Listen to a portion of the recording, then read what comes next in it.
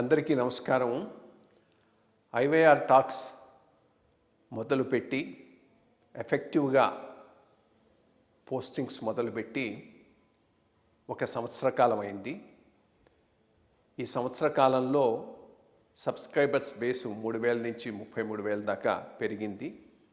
IYR టాక్స్ను ఆదరిస్తున్న మీ అందరికీ నా ధన్యవాదాలు. భవిష్యత్తులో కూడా ఇదే రకంగా ఐవైఆర్ టాక్స్ని మీరు ఆదరిస్తారని ఆశిస్తూ ఉన్నాను. Thank you. నమస్కారం కృష్ణారావు గారు. ఐవైఆర్ టాక్స్కి పునఃస్వాగతం.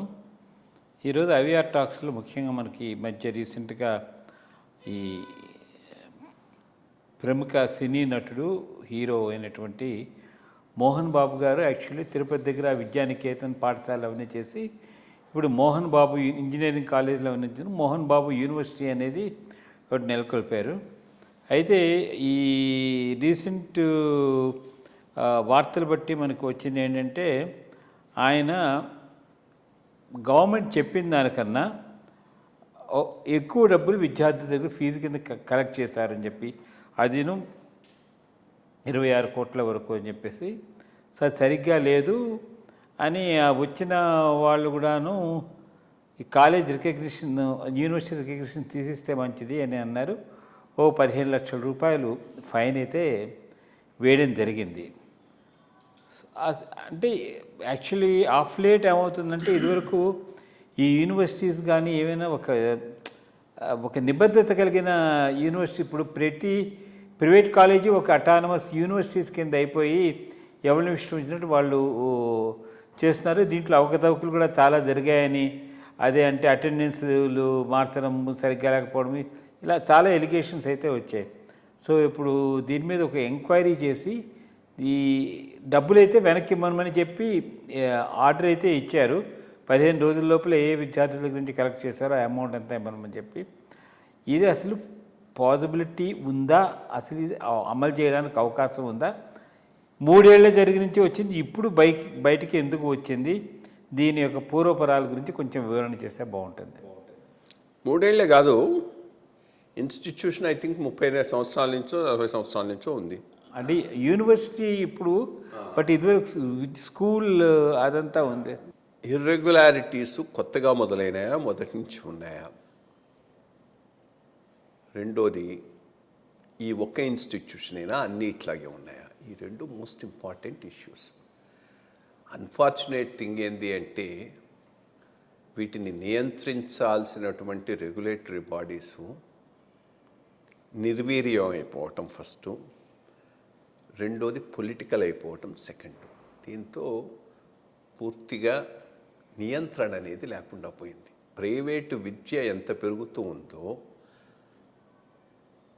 ప్రైవేట్ విద్య మంచిదే, బట్ నియంత్రణ ఉండాలి. నియంత్రణ అనేది గవర్నమెంట్ కింద ఉండాలి, గవర్నమెంట్ కింద అపొలిటికల్గా ఉండాలి. కానీ అన్ఫార్చునేట్ థింగ్ ఈజ్ నియంత్రణ సరిగా లేదు, నియంత్రణ పొలిటికల్.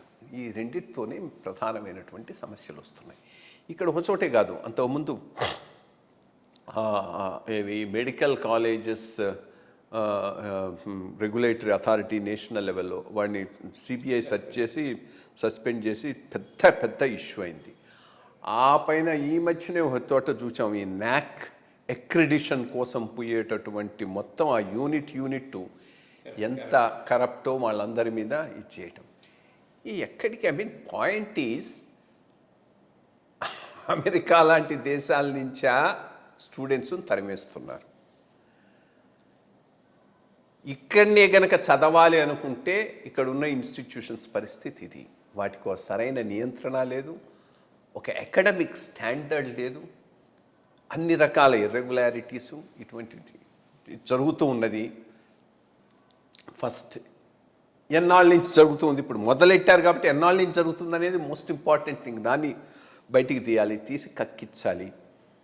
దెన్ ఇదే పద్ధతి మిగిలిన ఇన్స్టిట్యూషన్స్ కూడా ఫాలో అవుతున్నాయా, వాటి మీద కూడా నియంత్రణ చేయాల్సినటువంటి అవసరం ఉంది. అదేమీ లేకుండా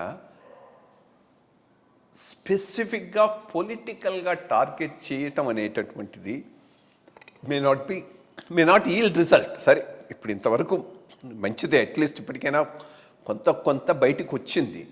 బట్ నేనేది దీనిని బేస్ చేసుకొని ఈ మొత్తం ఈ ఇన్స్టిట్యూషన్ హిస్టరీని ఒక తడవ చూడాలి. అదే రకంగా ఈ మిగిలిన ఇన్స్టిట్యూషన్స్ కూడా ఇట్లా చేస్తూ ఉన్నాయా లేదా అనేది చూడాలి.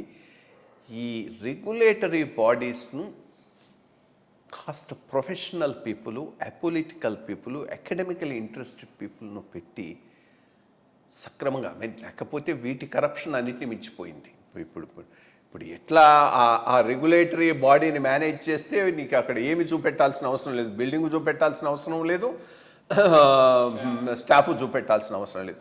వాటిని మేనేజ్ చేయడం తెలియని వాడు అన్ని ఫెసిలిటీస్ క్రియేట్ చేసినా కానీ ఏదో వచ్చిన లోపం చూపించి నెగటివ్ చేసేస్తున్నారు. సో ఇది అన్ఫార్చునేట్ థింగ్.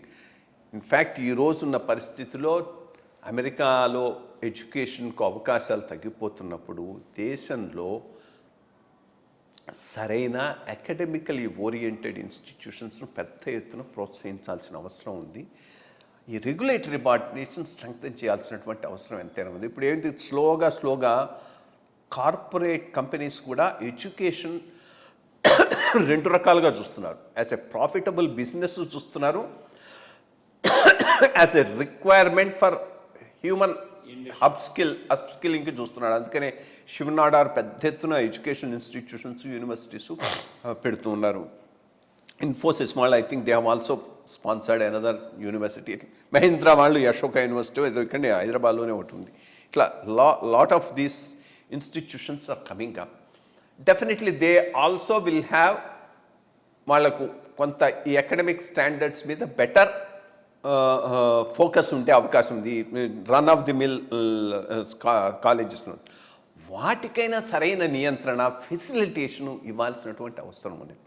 సో అటువంటిది లేకుండా దీన్ని పొలిటికల్గా వన్ సైడెడ్గా చేయటం అనేది మంచిది కాదు. నా దృష్టిలో ఇది in a way it's good that truth is coming out. But truth ఒక ఇన్స్టిట్యూషన్ కన్ఫైన్ కాకుండా అన్నిటినీ ఎగ్జామిన్ చేసి అన్నిట్లో ఉన్న లొసుగులను బయటపెట్టి వాళ్ళను ఎంతవరకు శిక్షించాలో శిక్షించి అట్లీస్ట్ ముందు దాన్ని ఇదయ్యేటట్టు చూడాలి. ఇది కరెక్టివ్ మెషర్స్ కోసం చూడగలిగితేనే ఎడ్యుకేషన్ స్టాండర్డ్స్ ఇంప్రూవ్ అవుతాయని నేను భావిస్తూ ఉన్నాను. అది కూడా కాకుండా ఒక విషయం మనకి బయట నుంచి తేటతెల్లమైన విషయం ఏంటంటే గవర్నమెంటు ఎక్కడైనా స్టడీ చేసే స్టూడెంట్స్ అందరికీను ఫీజు వేవర్ అన్న ఒకటి ఉంది. అది ఇంజనీరింగ్ కానీ మెడిసిన్ కానీ రీఇంబర్స్మెంట్ ఆ రీఇంబర్స్మెంట్స్కి కాలేజీలకు ఇవ్వకపోవడం వలన వీళ్ళు స్టూడెంట్స్ దగ్గర నుంచి ఆ డబ్బులు తీసుకుని ఎప్పుడైతే వచ్చిందో అప్పుడు ఇస్తున్నారు. ఇన్ఫ్యాక్ట్ కొన్ని కాలేజెస్లో స్టూడెంట్స్కి కంప్లీషన్ సర్టిఫికేట్స్ కూడా ఇవ్వట్లా. మీరు డబ్బులు పే చేస్తే మేము ఇస్తాము, లేకపోతే బకాయిలు గవర్నమెంట్ ఇచ్చిన తర్వాత మీకు ఇస్తామని చెప్పి స్టూడెంట్స్ చాలా ఆందోళన స్థితిలో ఏర్పడే అవకాశం ఉంది. అది కూడా నియంత్రించాల్సిన అవసరం అయితే. బడ్జెట్ 10 రూపాయలు, కమిట్మెంట్స్ 100 రూపాయలు పెట్టుకుంటే వచ్చే పరిస్థితులు ఏవి? ఎక్కడో ఒక చోట దీనికి దెబ్బ పడుతుంది. ఫ్రీబీస్ అవి ఇవి అని అంటంతో బేసిక్గా గవర్నమెంట్ కమిట్ అయి ఉన్న reimbursement of fee, reimbursement of medical expenses కూడా ఆగిపోతున్నాయి, చేయలేకపోతున్నారు. చేయలేకపోబట్టి 2 రకాల ప్రాబ్లమ్స్ వస్తున్నాయి. ఒకటి మీరు అన్నట్టు స్టూడెంట్స్ నుంచి కలెక్ట్ చేస్తున్నారు, ఇక్కడి నుంచి వచ్చిన తర్వాత ఇస్తామని చెప్తున్నారు, ఇక్కడి నుంచి వచ్చిన తర్వాత కూడా రిఫండ్ కూడా చేయట్లేదు కొన్ని కాలేజెస్. డబుల్ బెనిఫిట్ కూడా పొందుతున్నటువంటి, ఎందుకంటే వాడు ఆల్రెడీ కట్టేశాడు, డిగ్రీ తీసుకున్నాడు, వెళ్ళిపోయినాడు. సో వాడిని పిలిచి ఇచ్చే పరిస్థితి లేదు, దాన్ని మళ్ళీ నియంత్రించి చూచేటటువంటి యాజమాన్యం ఏమీ లేదు. సో వాడు డబుల్ బెనిఫిట్ పొందుతూ ఉన్నాడు. రెండోది వాడు ఫీ పేమెంట్ లేకపోతే వాడు ఎట్లా రన్ చేస్తాడు? He has to pay to the staff and other things. So funds రావటం లేదు. సో డెఫినెట్లీ వాడిని పే చేసిన తర్వాతనే ఇస్తానంటాడు, లేకపోతే నేను ఎగ్జామ్కి పంపించనంటాడు. దానివల్ల వాళ్ళు పే చేయాల్సి వస్తుంది. సో ఇవన్నీ the problems of over commitments by government. మరి చూద్దాం ఈ ఎపిసోడ్లో ఏమవుతుంది అనేది మనం వేచి చూడాలి. నమస్కారం.